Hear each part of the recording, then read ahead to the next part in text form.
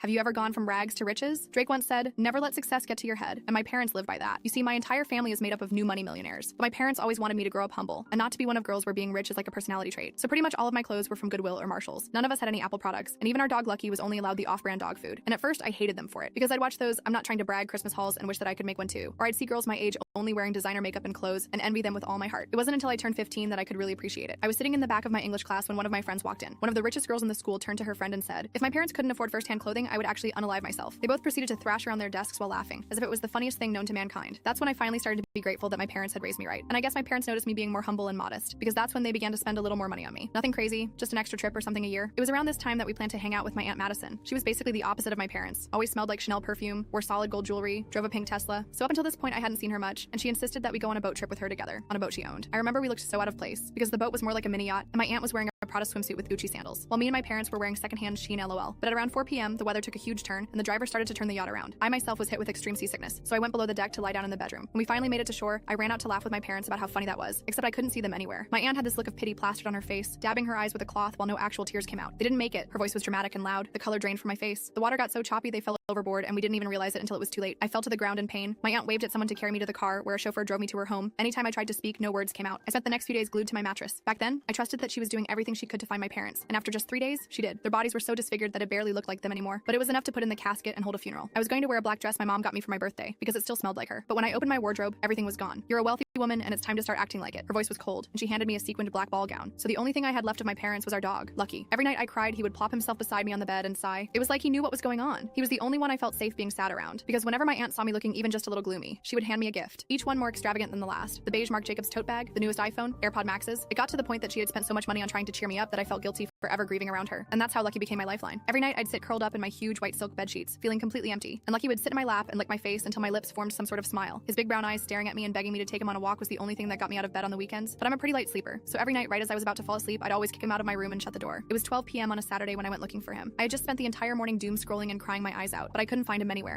That's when my aunt walked in with a dog carrier, except inside it wasn't Lucky. It was a poodle. I put down that ugly stray that was always bothering you. Meet Coco. I swear I thought she was pranking me, but then she opened the dog cage and forced me to pet her. I ran back up to my room without saying a word. I remember staring at all the expensive BS in my room, trying to think of a genuine reason as to why I shouldn't just unalive myself. And that's when I heard my aunt on the phone downstairs. She was talking louder than usual, and I was nosy, so I opened my door quietly to eavesdrop. Of course I had to get rid of them. What they were doing was practically abuse. No girl should ever have to grow up in poverty. My heart dropped. It was all on purpose. Full story on channel, link below.